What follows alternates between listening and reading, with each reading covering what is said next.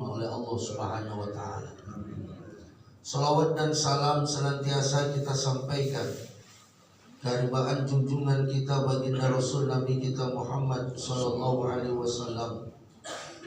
Juga tentunya kita berharap mudah-mudahan kelak akan memperoleh syafaatul udzmanya. Amin ya rabbal alamin. Bapak dan Ibu yang saya hormati, mari sama-sama kita buka majelis yang sangat mulia ini, majelis ilmu dengan bacaan Ummul Quran surah Fatihah, dengan harapan mudah-mudahan dengan bahasan kita pada pagi hari ini akan bertambah rasa keimanan dan ketakwaan kita kepada Allah Subhanahu wa taala. Al-Fatihah ila hadratin Nabi Muhammadin sallallahu alaihi wasallam wa ala alihi wa ashabihi wa azwajihi wa dzurriyyati ahli baitihi al-kiram. Al-Fatihah. A'udzu billahi minasy syaithanir rajim. Bismillahirrahmanirrahim. Alhamdulillahi rabbil alamin arrahmanir rahim maliki yaumiddin iyyaka na'budu wa iyyaka nasta'in ihdinas siratal mustaqim siratal ladzina an'amta 'alaihim ghairil maghdubi 'alaihim waladdallin. Bismillahirrahmanirrahim. Qala Syekhul Mu'allif rahimahullahu ta'ala wa adama naf'a bihi wa bi barakati ulumihi wa bikum fid dharain amin radhiyallahu ankum. Rabbi shrah li sadri wa yassir li amri wa hlul 'uqdatam min lisani yafqahu qawli. Bapak dan Ibu yang saya hormati, pagi ini yang akan kita bahas, materi kita judulnya tentang muhafazatun nafs. Saya ulang, muhafazatun nafs, yang kalau bahasa Indonesianya memelihara diri. Kita wajib pelihara diri kita, baik di alam dunia maupun nanti yang punya dampak di negeri akhirat. Apa yang kita lakukan sekarang, dampaknya nanti. Apa yang kita buat sekarang, hasilnya nanti. Oleh karena itu, kewajiban kita untuk memelihara diri kita. Sebagai landasan di dalam surat Az-Zumar ayat 47. Di dalam ayat ini Allah Ta'ala berfirman, Bismillahirrahmanirrahim. Walau anna lilladzina zolamu, dan seandainya bagi orang-orang yang zalim. Ya, Allah ulang. Walau anna lilladzina zalamu, dan seandainya orang-orang yang zalim itu, ma fil ardi jami'ah, Allah menganugerahkan, Allah memberikan seisi bumi ini untuknya. Allah kasih gambaran begitu, Pak. Seandainya orang zalim ini kuberikan seisi dunia untuknya, tambah lagi wa mithluhu ma'ahu, dan ditambahin lagi yang sepertinya. Udah seisi dunia dikasih dia, ditambah lagi yang sepertinya. Ya kalau kita mah punyanya apa kan itu? Ini nggak tanggung-tanggung, Pak. Allah kasih semua isi dunia, dikasih, ditambahin lagi yang sepertinya. Labtadau bihi min su'il adab, pasti dia akan jadikan tebusan, bayaran untuk selamat daripada azab Allah Subhanahu wa taala yaumal qiyamah, nanti pada hari kiamat. Jadi Allah menyatakan ini orang zalim setelah dia mengetahui begitu kerasnya azab Allah, begitu sadisnya nanti azab Allah, dia mendingan selamat daripada kena azab Allah. Enggak apa-apa dah katanya, semua kekayaan dunia yang dikasih ke saya tebus buatnya, supaya saya enggak diazab oleh Allah Subhanahu wa taala. Jadi kalau dari sini Pak kita dapat ilmu nih. Jadi kalau ada orang tanya kepada kita, saudara, kita sering mendengar pedihnya azab Allah, mengerikannya azab Allah. Seperti apa sih mengerikan azab Allah? Contohnya apa? Gampang. Seluruh kekayaan yang kita miliki berani kita jadikan tebusan. Yang penting kita jangan diazab oleh Allah Subhanahu wa ta'ala.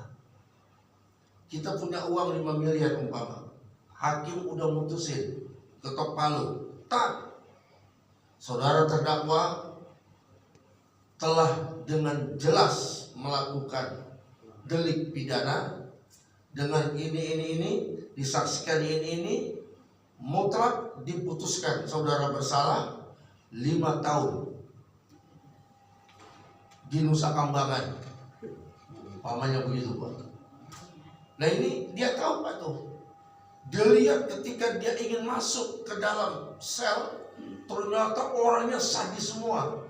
Dan terdengar jarang orang yang masuk kemari pulang selamat, mati pelan-pelan. Saking takutnya dia ngomong sama sipir penjara kepalanya, Pak, bisa nggak Pak saya jangan masuk kemari, saya dibebaskan. Biarin Pak, saya berani bayar 10 miliar. Dia tanya lagi sama sipir, masih ada lagi enggak? Kalau masih ada lagi saya bebasin. Enggak apa-apa Pak, masih ada lagi. Ada lagi 5 miliar, 15. Iya Pak, yang penting saya bebas Pak katanya. Saya nggak mau masuk ke dalam.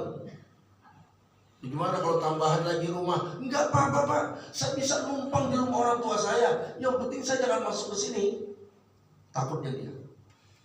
Masih punya tanah 1000 meter, jaminan, yuk ambil aja Pak, gak apa-apa tanah saya nggak punya apa-apa, nggak masalah. Yang penting saya jangan masuk ke dalam penjara ini. Itu baru di dunia gambarannya.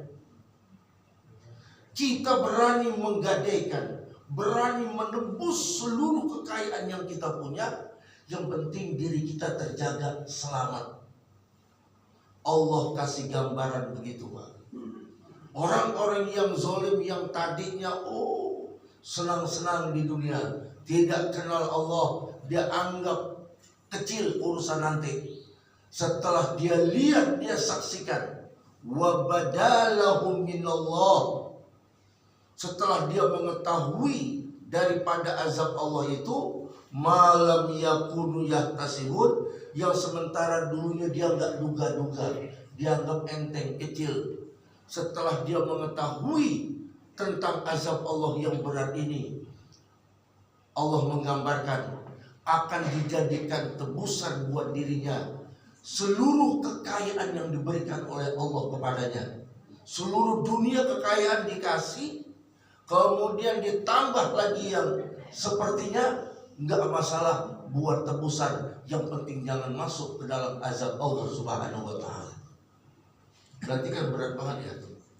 Seperti itu Pak. Tidak kalau cuma timbang 10 miliar, 20 miliar, bahkan 100 miliar buat tebusan belum seberapa. Lah ini lagi Pak, orang juga kepengennya selamat. Gak apa-apa saya miskin, penting jiwa saya selamat, badan saya selamat, ya, saya senang, gak apa-apa saya miskin kan itu. Kenapa? Takut dengan siksaan. Nah hadirin, Allah menyebut orang-orang yang zalim. Zalim ini minimal Pak terbagi 5. Kita ingat Bapak Ibu, Allah menjelaskan, dan bagi orang-orang yang berbuat zalim, bagi orang-orang yang zalim. Zalim itu kayak apa sih? Ada 5 zalim, 5 bagian minimal. Yang pertama, berbuat zalim kepada Allah. Nih, mudah-mudahan kita nggak masuk nih. Artinya apa berbuat zalim kepada Allah? Membangkang atas semua perintah-perintah Allah Subhanahu wa ta'ala. Dan pagi ini udah kita buktikan, mudah-mudahan kita tidak termasuk orang-orang yang zalim. Buktinya rasa lelah, rasa ngantuk, rasa capek, semua tempat tidur kita yang empuk, ya toh? kamar kita yang ber-AC, bini kita yang masih cakep, laki kita yang masih ganteng, pagi-pagi yang indah kita tinggalin. Untuk apa? Untuk sujud kepada Allah Subhanahu wa ta'ala atas perintah Allah, as-salatu khairum minan naum. Alhamdulillah Pak, kita sudah taat. Mudah-mudahan kita nggak termasuk orang yang zalim. Berarti saudara-saudara kita yang dia dengar suara azan, dia dengar panggilan Allah untuk salat subuh, masih narik selimut aja, masuk kelompok orang-orang yang zalim terhadap Allah Subhanahu wa ta'ala. Nikmat diberikan oleh Allah, bisa tidur. Tidur itu nikmat Pak. Coba kalau bisa tidur, gimana Pak bisa tidur? Jam 12 belum bisa tidur, jam 1 belum bisa tidur, mulai keder. Jam 2 belum bisa tidur, apalagi setengah 3 udah terus keder Pak. Sampai jam 6 pagi nggak bisa tidur. Kayak apa dia kebingungannya?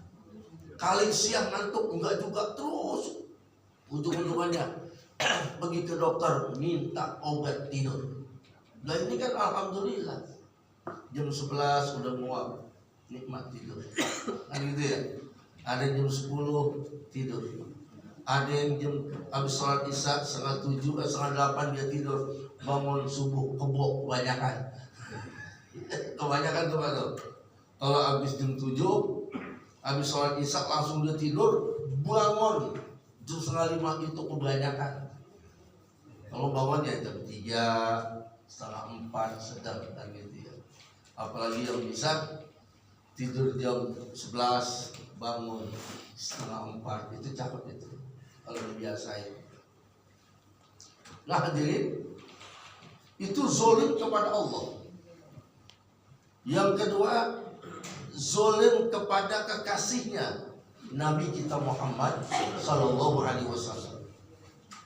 Kan Allah sudah menjelaskan, wa may yuti'illah war rasul. Siapa orang yang bertakwa, taat kepada aku dan taat kepada Rasul.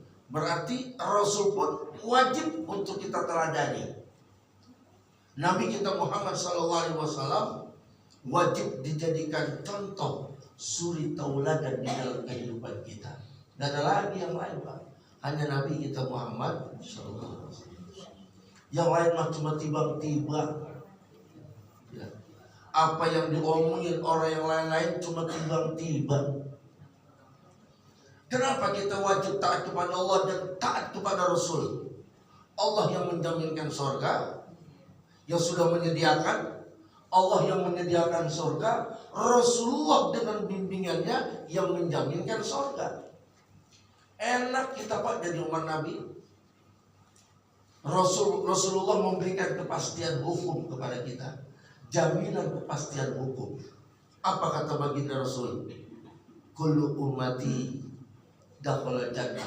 Semua umatku masuk surga. Jaminan kepastian. Nabi yang sampaikan. Cuman ada aja masih orang yang geblek Pak. Nabi udah bilang semua umatku pasti masuk surga. Masih ada yang gak mau, kata Nabi itu kan. Bagaimana gak sableng? Rasulullah yang menjaminkan. Kalau yang menjaminkan selain Rasulullah mah udah cuma timbang-timbang katanya. Wali kota janji timbang, calon-calon wali kota janji timbang janji. Bahkan sampai gubernur janji timbang janji, presiden janji timbang janji. Itu boleh benar boleh kagak. Presiden janji boleh benar boleh kagak. Menteri janji boleh benar boleh kagak. Semua janji boleh benar boleh kagak. Makanya jangan anu-anu banget udah. Tapi ketika Rasulullah yang berjanji, man ahya sunnati, siapa yang menghidupkan ajaranku, menghidupkan sunnahku, faqad ahabbani, sungguh kata Nabi, orang inilah yang mencintaiku. Lihat sekarang pagi-pagi habis sholat subuh kudunya mah kita pulang, kita ngopi, tapi kita buatkan jadwal. Kita jadikan ketetapan diri kita. Apa itu? Ini saatnya saya ingin menghidupkan kembali. Saya ingin sebarluaskan kembali. Saya ingin lestarikan kembali ajaran Nabi kita Muhammad SAW melalui majelis yang mulia ini. Kata Nabi, Faqad ahabbani, orang ini telah mencintaiku.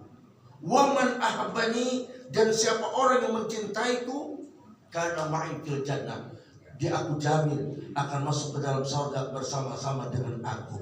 Coba, gak gampang Pak ngaji model begini kalau gak betul-betul kita cinta kepada Rasul. Ini yakin membuktikan cinta kita kepada Nabi kita Muhammad Sallallahu Alaihi Wasallam. Orang bilang enakan pulang kita, habis subuh pulang, kita ngopi lah, kita merokok, kita dengerin lagu, waduh nikmat banget. Nah ini kita domelin pagi-pagi, diingetin domelin kan gak enak itu. Jadi kembali, zolim kepada Allah, zolim kepada Rasulullah, yang gak mau taat kepada Nabi. Yang ketiga, zolim terhadap diri sendiri. Zolim Pak. Kita punya mata, punya telinga, punya hati, punya otak, yang semua itu punya hak. Otak punya hak, hati punya hak, mata punya hak, tangan punya hak, kaki punya hak. Cuma kadang-kadang kita zolim kepada yang kita punya ini Pak. Contoh mata atau aja, waktu gak cukup. Kita berbuat zolim kepada mata kita. Semua kita baca, semua kita manfaatkan mata kita. Tapi ketika mata kita gunakan untuk zikir kepada Allah, kita gunakan untuk takarrub kepada Allah, maunya tidur mulu kita. Ini mata kita Pak nih. Kita nggak gunakan. Kalau kita gunakan untuk ngobrol, kuat. Kita gunakan untuk main catur, kuat. Kita gunakan untuk nonton YouTube, kuat. Kita gunakan untuk nonton macam-macam, melihat macam-macam, kuat. Tapi kalau kita mau bawa ibadah ini mata, romannya ngantuk mulu. Kita pulang, kita ngantuk Pak di sini nih ya. Ini masjid ber-AC, pengajian kan gitu. Kita nyender dah ngantuk kita Pak. Batahan Ustaz mau izin, ngantuk banget. Pulang nggak ngantuk dia Pak. Dibuka HP-nya, motor lagi itu. Setan itu kan tuh. Berat. Ini mata belum yang lain-lain. Wa kana aqula mas'ula. Allah menyatakan semua yang ada dalam diri kamu itu akan dimintai pertanggungan jawab. Jadi kita zulim terhadap diri kita sendiri. Artinya enggak membagi diri kita enggak pelihara diri kita. Mana yang urusan dunia, mana yang urusan akhirat, kita enggak bagi Pak.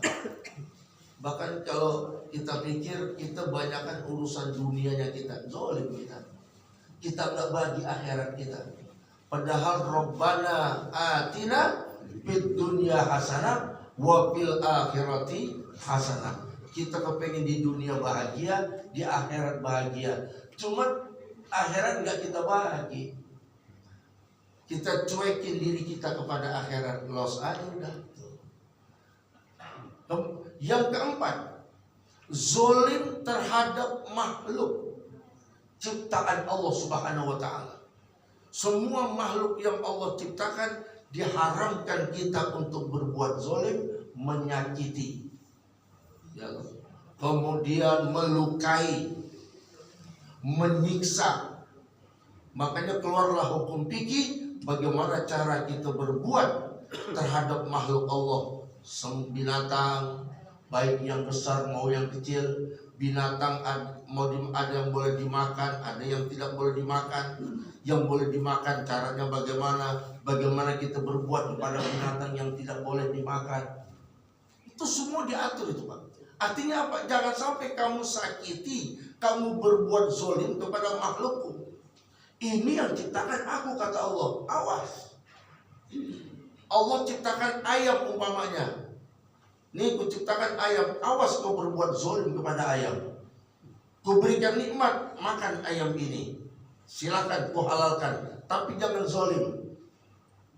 Maksudnya apa? Cara memakannya diatur dalam Islam. Jangan sampai menyiksa binatang yang akan kau makan. Diajarkan bagaimana cara menyembelih, bagaimana cara mematikannya, diciptakan ikan segala macam. Jangan sampai kau berbuat zolim kepadanya. Semua diatur, Pak.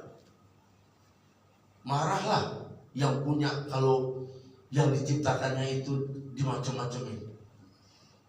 Kita bikin rumah kita udah jadi, kita sambitin. Ada yang nyambitin, ada yang motor, ada yang lempar segala macam. Mana nggak yang bikin? Semua binatang Allah yang bikin. Lah kalau kita sakitin, kita banting-banting, mana nggak yang bikin? Kita ambil kucing, kita banting. Saking kesal kita sama kucing, kita banting, kita tendang, kita lempar. Mana nggak yang bikin? Lo apa-apaan katanya? Emang lo bisa bikin kucing? Kucing begini. Ini jelas, Pak, ini. Makanya jangan berbuat berzolim kepada makhluk. Yang kelima, zolim terhadap alam. Alam yang Allah ciptakan ini semuanya demi kepentingan khalifahnya, yaitu manusia. Allah sudah jadikan semua yang ada alam ini untuk kebutuhan manusia. Jangan zolim. Zolim artinya di sini jangan rakus. Sekarang banyak nggak yang rakus? Anu rusak, ini rusak, habis, Pak. Kerusakan yang ada di muka bumi ini akibat ulah daripada manusia. Yang harusnya ini cukup untuk 100 tahun. Tapi karena kerakusannya 10 tahun habis. Harusnya ini untuk kesejahteraan orang banyak, untuk kesejahteraan orang 200 juta penduduk. Karena harusnya cuma segelintir orang yang nikmatin. Jelas, Pak? Makanya dibutuhkan pemimpin yang amanah. Gitu ya, yang amanah, Pak. Allah udah kasih ini barang tambang untuk bangsamu, cukup untuk 200 tahun. Cuma 5 tahun udah habis, udah keruk, masuk kantong, bukan masuk kepada rakyatnya. Ini zolim, sehingga terjadilah kerusakan sana, kerusakan ini, kerusakan alam segala macam. Kita berbuat zolim kepada alam yang Allah ciptakan. Nah, hadirin, itu zolim aja segitu panjang lebarnya. Itu zolim. Jadi ketika kita bicara zolim, kita luas pandangan kita. Zolim terhadap Allah, zolim terhadap Rasul, zolim terhadap diri kita, zolim terhadap makhluk, zolim terhadap alam yang Allah ciptakan untuk kita. Itu zolim. Mudah-mudahan kita dihindari, amin. Ini semua dalam rangka muhafazatul nafsi, memelihara diri jangan sampai berbuat zalim. Hadirin jamaah, itu ayatnya. Bagaimana hadis-hadisnya yang menjelaskan tentang peliharalah diri kita, jaga diri kita. Yang pertama, an Abi Hurairah radhiyallahu taala an qala Rasulullah sallallahu alaihi wasallam. Hadis yang pertama dari Abu Hurairah, dia berkata, bersabda Rasulullah sallallahu alaihi wasallam. Apa kata baginda Rasul dalam rangka memelihara diri? Rasulullah bersabda, laisal gina, bukanlah yang dikatakan orang kaya. Bukan orang kaya itu an kathratil arad, orang yang banyak meliunya, orang yang banyak materinya, orang yang banyak bandanya. Kata Nabi, belum tentu. Yang kita lihat rumahnya mewah, mobilnya banyak, duitnya banyak, segala macam, tanahnya berhektar-hektar, ratusan hektar. Apa kaya kata Nabi? Belum. Bukan itu orang kaya itu. Lalu yang kaya itu yang mana? Kata baginda Rasul, walakinnal ghina, akan tetapi yang dikatakan orang kaya itu adalah ghina nafs. Orang yang merasa jiwanya sudah kaya, merasa jiwanya sudah cukup, itu orang kaya namanya. Tapi kalau banyak bandar masih rakus, belum kaya. Saya gambarin begini Bapak dan Ibu, di mana-mana saya gambarin, kaya dan miskin itu gambarannya kenyang sama lapar. Orang kalau udah merasa kenyang lagi tadi, udah kenyang, kesukaan kita disediakan oleh istri kita, disediain rendang, bahkan gak tanggung-tanggung bini kita mau nyenengin kita, rendang yang bukan 3 jam dia dibikin rendang yang sampai 7 jam, yang sampai hitam tuh, waduh. Yang orang awam tahu bahan ini itu rendang yang khas itu kan. Kalau cuma tiba yang 2-3 jam aja biasa itu. Tapi kalau sudah sampai itu rendang pakai hitam kering, waduh, jangankan dagingnya, bumbunya aja enak. Jadi lapar gitu dari gini. Itu luar biasa itu. Ini kesukaan kita. Emping disediakan, entang disediakan, emang udah cocok itu. Udah emping, rendang, sama kentang dicabein, waduh nikmat banget itu. Nasinya ngebul, tapi perut udah kenyang. Mau dimakan gak kira-kira? Enggak Pak. 100% tidak akan dicolek. Kenapa? Perutnya udah kenyang. Tapi ketika dia lapar, jangankan ini, nasi sama garam jadi pulung-pulung enak. Lagi lapar apa juga enak. Tuh Pak, orang kalau dilapar apa juga enak. Nah inilah gambarannya. Ya. Ketika orang itu merasa dirinya sudah kaya, cukup, nggak bakalan mau dia mengambil lagi yang bukan pada haknya. Dibilang, Pak ini janganlah, sudah kenyang cukup. Baik yang halal maupun yang tidak halal tidak akan dicolek. Kenapa? Sudah merasa cukup. Tapi kalau masih lapar, jangankan yang halal, yang haram masih diemban. Menteri, pejabat, apa kurang melalui kasat mata kita. Mobil dinas disiapkan, pribadi disiapkan, private jetnya disiapkan. Umpamanya gitu. Belum lagi berikan sana-sana sini segala macam. Wah, kasat mata 5 turunan dimakan gak habis tuh duit. Kalau hitungannya, hitungan kasat mata, hitungan logika akal, 5 tahun gak habis dimakan. Tapi kenapa masih pengen nyolong juga? Apa sebabnya? Karena belum kenyang. Tuh, masih lapar. Masih lapar.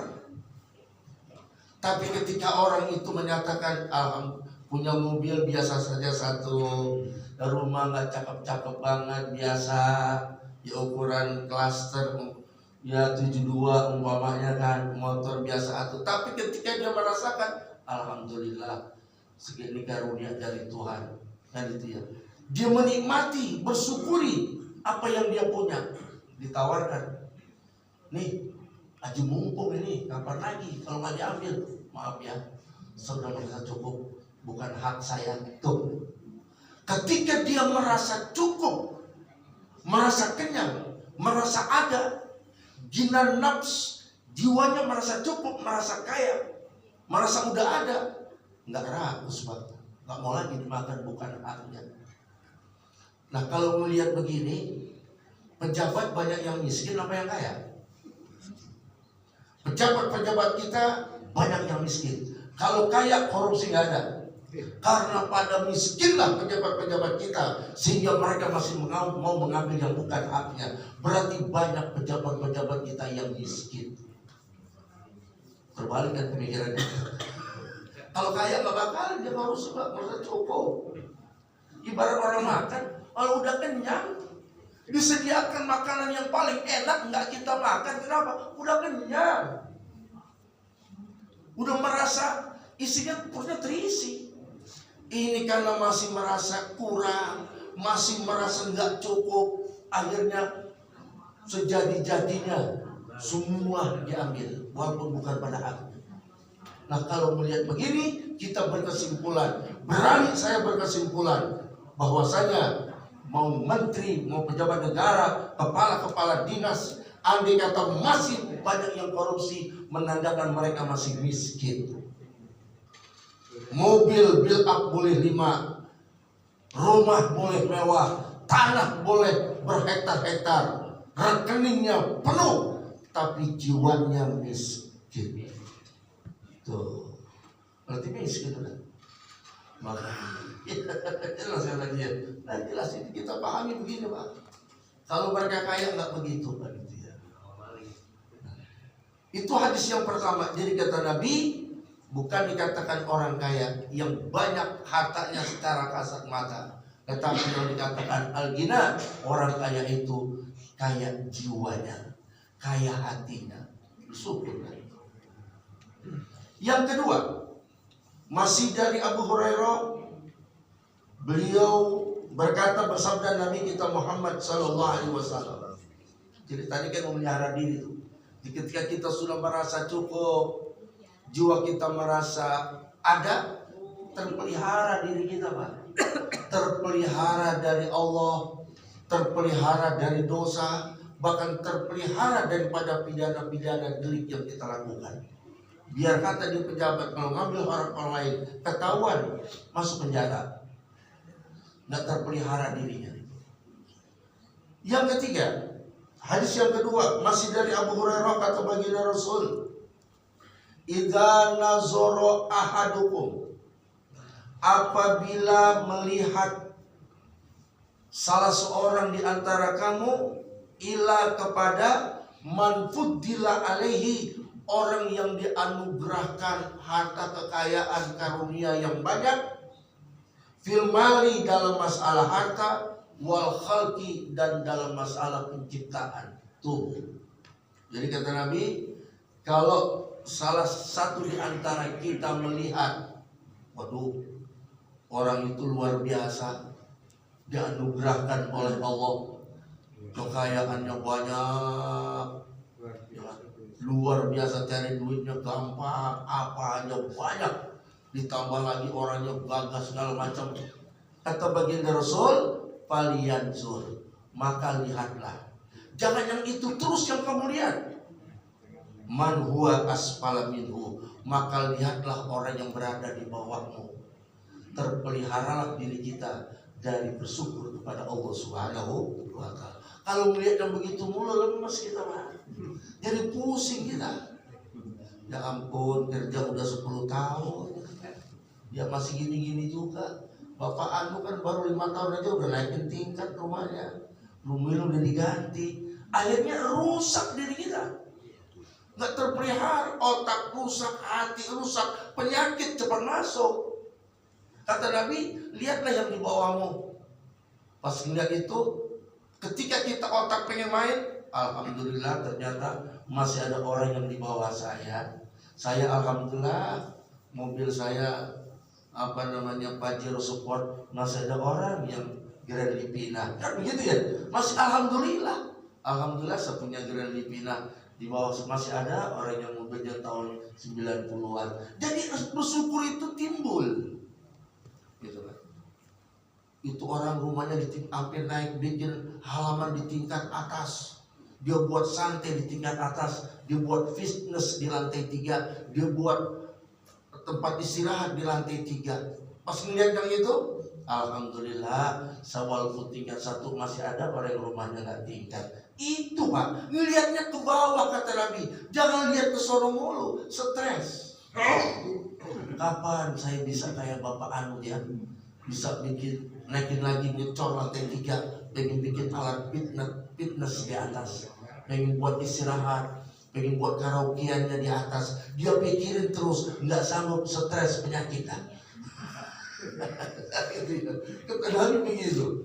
Ketika kamu melihat yang demikian, cepat-cepatlah lihat yang ke bawah, masih ada orang di bawah kamu.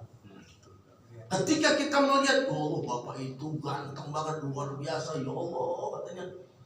Nengok lagi, alhamdulillah masih ada. Saya walaupun begini masih sempurna. Ada orang yang tidak sempurna di bawah kita. Bersyukur tuh.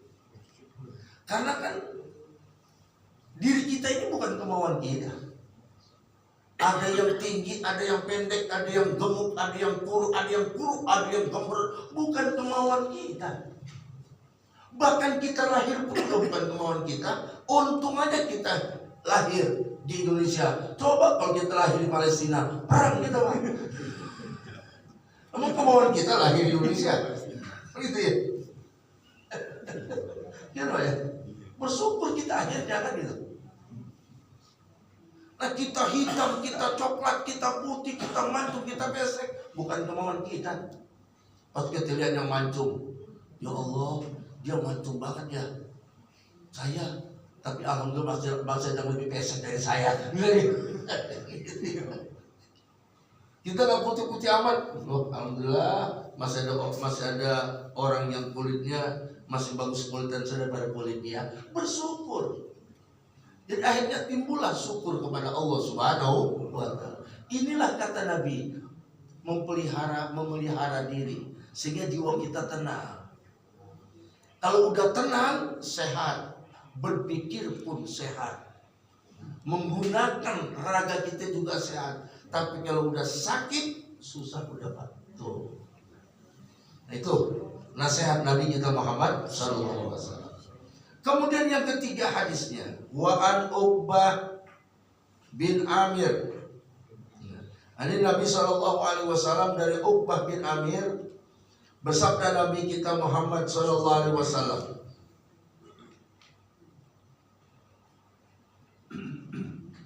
idza ra'aitallah, kata Nabi, apabila engkau melihat Allah Azza wa Jalla yang maha agung dan maha tinggi, yuktil abda, memberikan, menganugerahkan kepada seorang hamba apa yang diberikan oleh Allah kepada hamba, minat dunia, daripada dunia.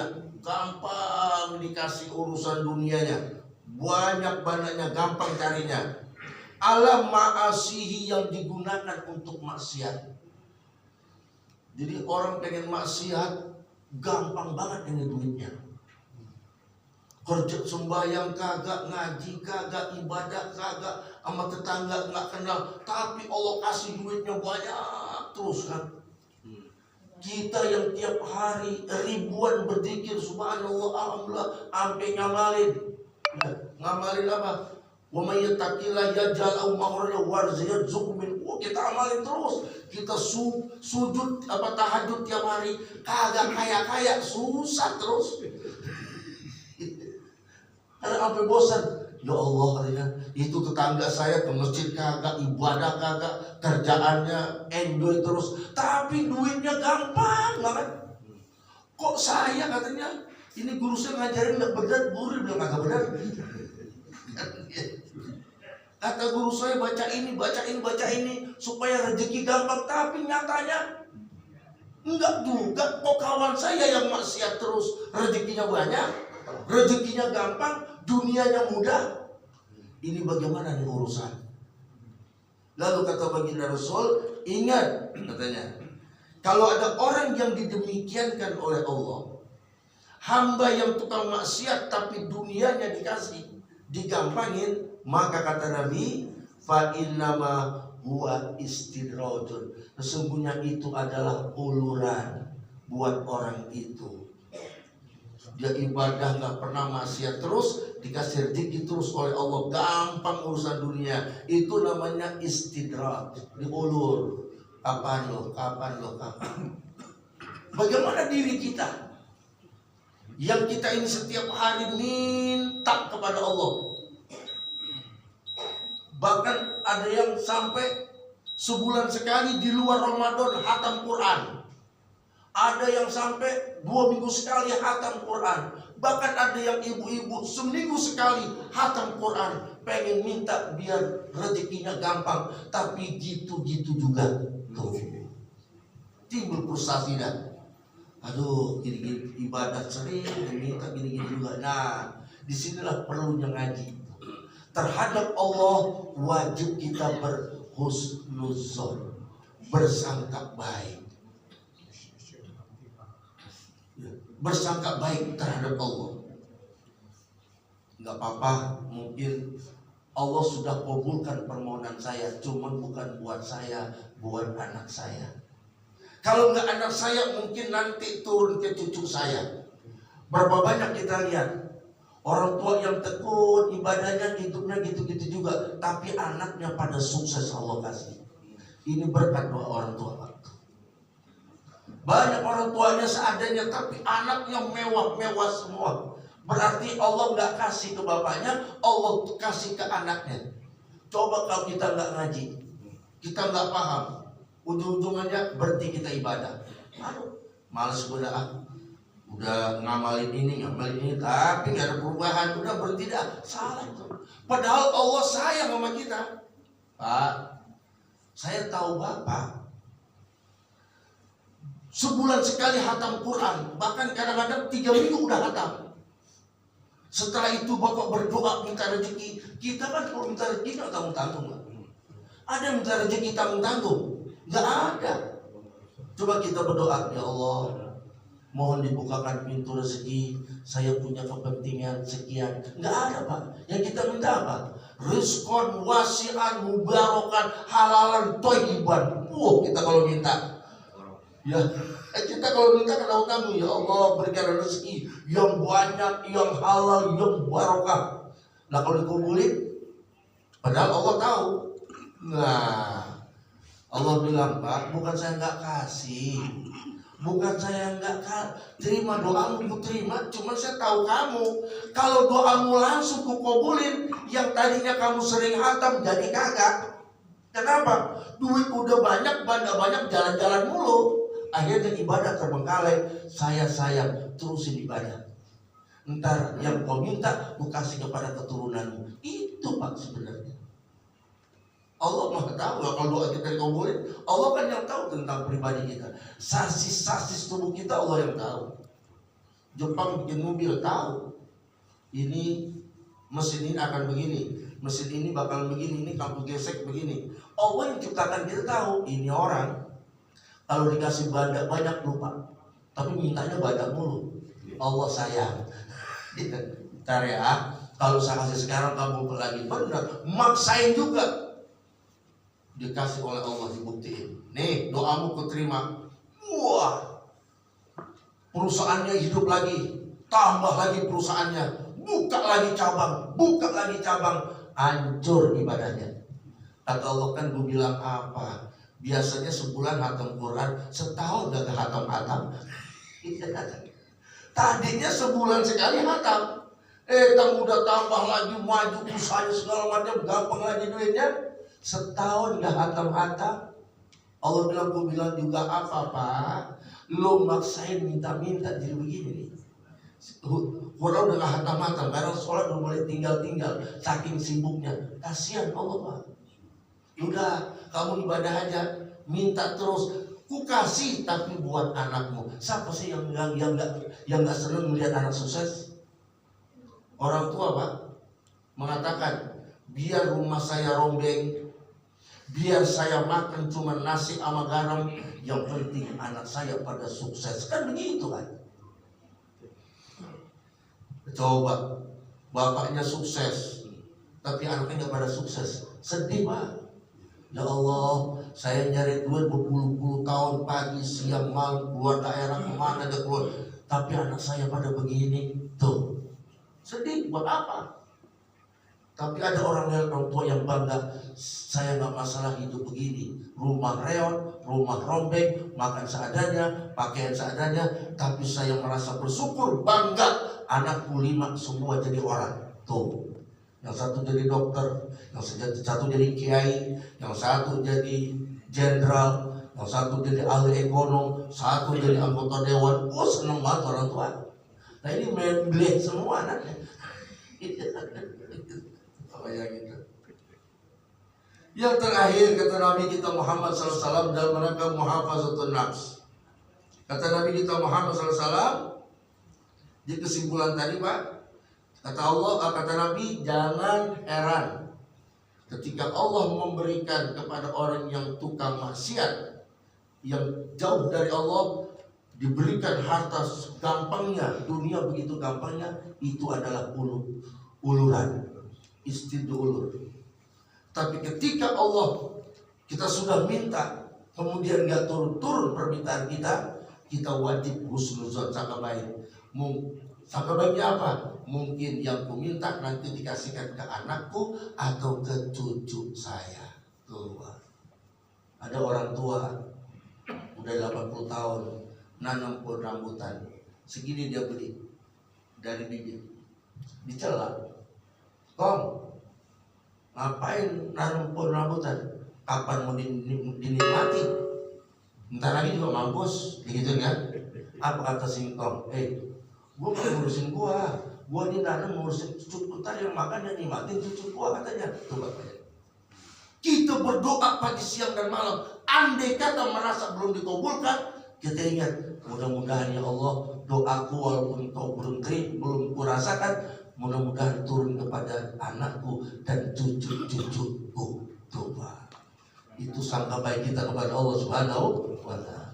Yang terakhir, kata Nabi dalam rangka memelihara diri, An Saddad bin Aus radhiyallahu anhu, dari Saddad bin Aus, dia berkata, qala Rasulullah sallallahu alaihi wasallam, bersabda Nabi kita Muhammad sallallahu alaihi wasallam. Apa bunyi hadis Nabi? Al-Qayyis, kata Nabi. Qayyis itu orang yang cerdas, pintar, jenius. Belum berarti profesor. Apakah profesor jenius? Belum tentu. Profesor pintar? Belum tentu. Kata Nabi, orang yang jenius, yang pintar itu adalah mandana nafsahu, yang mampu mengendalikan hawa nafsunya. Itu orang yang cerdas, kata Nabi. Orang yang pintar, orang yang cerdas, mandana nafsahu, orang yang bisa mengendalikan hawa nafsunya, mengkoordinir hawa nafsunya. Wa amila lima ba'dal maut, dan dia beramal, melakukan kegiatan yang bermanfaat kalau dia sudah meninggal dunia. Tuh. Jadi kata Nabi, orang yang pintar itu, ini kira-kira nih manfaatnya buat mati, enggak jelas. Kita main catur, Pak, 2 jam sekali main. Kuda jalannya aja sampai seperempat jam baru jalan. Pengen matiin lawan, sekali jalan seperempat jam baru jalan. Nah, mati. Kata lawan, nggak bisa. Seperempat, 15 kali dipikirin. Sekali jalan lagi, mati dia kan. Itu sekali main 2 jam, bahkan lebih. Kalau yang serius banget, ada pahalanya nggak kira-kira? Sia-sia 2 jam. Bahkan ada yang sia-sia dari jam 7 malam sampai subuh. Sia-sia waktu dibuang. Siapa? Tukang mancing. Nah, gitu ya. Jam 8 dia berangkat ke Empang, dia duduk begini, jangan gitu ya. Bini ditinggalin, anak ditinggalin, sementara dia kena angin, kena apa, nyamuk segala macam. Anteng di pinggir Empang, tertarik, girang banget. Pagi nggak dapat, girang dia. Aduh, sial malam ini, besok bertobat lagi. Begitu kan? Ada pahalanya nggak? Enggak.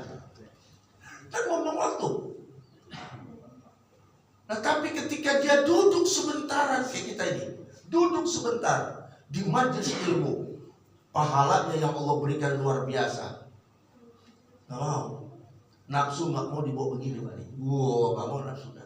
Nah dia kendalikan nafsunya. Ketika nafsu berontak, nggak mau kesini, dia lawan tuh nafsu. Betul kata Nabi.